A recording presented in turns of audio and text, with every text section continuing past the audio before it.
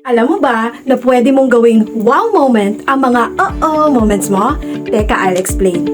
Hi, I'm Riza. Today, pag-uusapan natin kung paano ang mindset mo ang magdadala sa'yo sa success.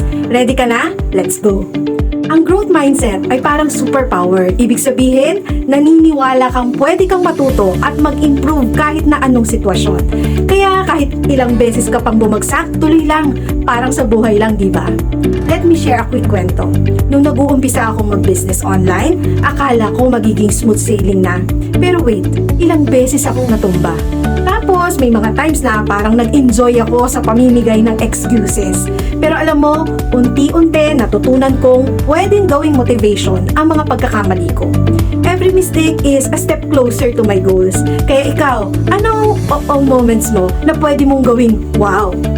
Sa growth mindset, lahat ng challenges parang games lang, na kahit mag-fail ka, may bagong lesson na natututunan. Imagine, instead na saying, hindi ko kaya yan, sabihin mo, what can I learn here? Boom! Instant confidence booster, diba? Ngayon, eto yung ilang simple exercise na pwede mong gawin. Number 1, reflect on a recent challenge. Isulat mo yung mga challenges mo, tapos tanungin mo yung sarili mo, anong natutunan ko dito?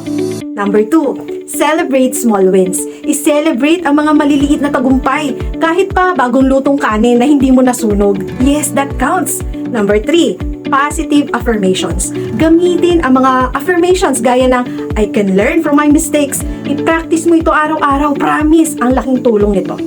Remember, Riza's tip of the day? Ang growth mindset ay isang journey, hindi destination. So, anong mindset shift ang gagawin mo today?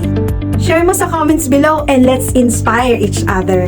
Kung nagustuhan mo to, like and share. Let's spread the good vibes and empower everyone to shift their mindset. Catch you next time, mga sis!